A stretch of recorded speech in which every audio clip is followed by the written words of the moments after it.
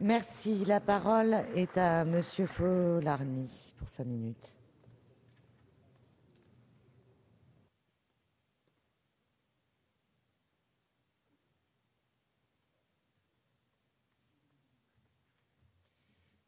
Merci Madame la Présidente, Messieurs les ministres, Messieurs les rapporteurs, mes chers collègues. La bataille pour l'emploi est une des grandes priorités du gouvernement, comme l'a annoncé le Président de la République. Et à la lecture du budget de la mission Travail et Emploi, je me réjouis de constater que les mots sont suivis des faits et qu'ils contrastent avec les précédents gouvernements qui avaient réduit les crédits brutalement de plus de 40% entre 2002 et 2012. Je souhaiterais ici aborder 3 points concernant les politiques publiques en faveur de l'emploi. En premier lieu, je veux me réjouir que la loi portant création de 100 000 emplois d'avenir en 2013 et de 50 000 en 2014 ait été adoptée.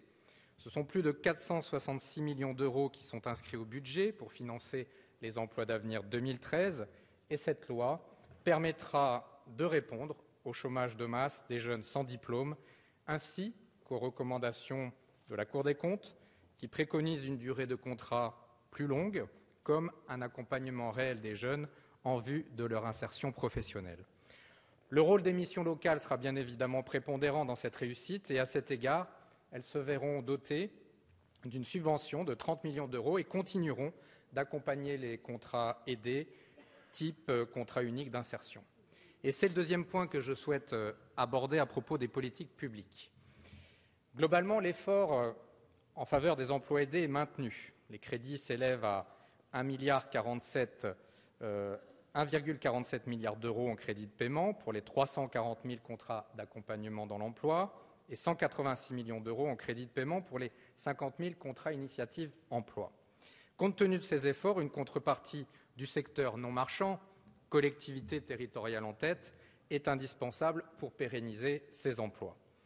Concernant les jeunes, l'État mobilise plus de 275 millions pour assurer un accompagnement renforcé vers l'emploi à travers des dispositifs tels que l'allocation servie aux bénéficiaires d'un contrat d'insertion dans la vie sociale, le CIVIS, pour 50 millions d'euros, les missions locales et les permanences d'accueil qui devront accompagner en 2013 les jeunes au titre du CIVIS, dont les crédits s'élèvent à 178,8 millions d'euros, sans compter les 30 millions pour accompagner les contrats aidés dont j'ai déjà fait mention. Le fonds pour l'insertion professionnelle des jeunes, le maintien des contrats d'apprentissage, le financement des écoles de la deuxième chance, dont les résultats sont plus que probants et qui s'articuleront avec les emplois d'avenir. Et puis l'accent est aussi porté sur les chômeurs de longue durée et sur les chômeurs en fin de droit, qu'il s'agisse de l'allocation en faveur des demandeurs d'emploi en formation ou de la rémunération en fin de formation, et je me réjouis que le gouvernement ait décidé de maintenir ces dispositifs pour un total de plus de 71 millions d'euros.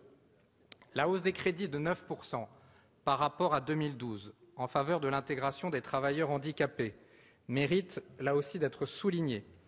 En permettant la prise en charge de 1 000 bénéficiaires supplémentaires dans les entreprises adaptées, le gouvernement tient les engagements pris par l'État dans le cadre du pacte pour l'emploi et entreprises adaptées. L'effort en faveur des seniors demeure une priorité. Toutefois, je déplore que depuis le 1er janvier 2011, tous les travailleurs seniors au chômage ne puissent plus bénéficier de l'allocation équivalent retraite, alors que leur nombre ne cesse d'augmenter, qu'ils ont validé leur trimestre de retraite, mais qu'ils ne peuvent pas la prendre, faute d'avoir atteint l'âge requis. Comme le dispositif transitoire de l'allocation transitoire de solidarité, qui ne concerne qu'un public très limité des demandeurs d'emploi, je souhaiterais que le gouvernement réfléchisse à un système plus équitable et pourquoi pas rouvrir la question de l'AER.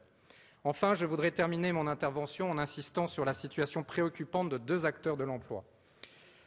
D'abord Pôle emploi. Les crédits en forte augmentation de près de 8% en 2013 doivent permettre, je l'espère, de renforcer le service public de l'emploi fortement diminué par le précédent gouvernement. Avec la création de 2 000 CDI accompagnés du redéploiement de 2 000 salariés, ce ne sont pas moins de 30% de conseillers supplémentaires au contact du public qui devront pouvoir proposer une offre de services différenciée. Et puis l'AFPA, bien sûr, dont la situation est plus que préoccupante. Le non-versement du transfert de ressources propres au moment de l'ouverture du marché à la concurrence et le départ de 9000 psychologues d'orientation vers Pôle emploi ont plus que fragilisé l'AFPA. Elle est aujourd'hui au bord du dépôt de bilan. Aujourd'hui, les demandeurs d'emploi représentent plus de la moitié du public de l'association. Et quand on met en perspective les données du ministère du Travail qui a enregistré entre janvier et juillet 2012 il faut conclure. 138 Monsieur 800 Falarni, il faut demandeurs conclure. d'emploi supplémentaires. J'y arrive, Madame la Présidente. Mais maintenant. Je n'ai pas besoin de vous faire un dessin pour montrer le caractère essentiel de l'association dans la bataille pour l'emploi. Votre budget, Monsieur le Ministre, est très volontariste. Il marque un tournant positif par rapport au précédent. C'est pour toutes ces raisons que vous pourrez compter sur le soutien du groupe 2RDP dans le combat courageux et déterminé que vous menez en faveur de l'emploi pour l'ensemble de nos concitoyens. Je vous remercie.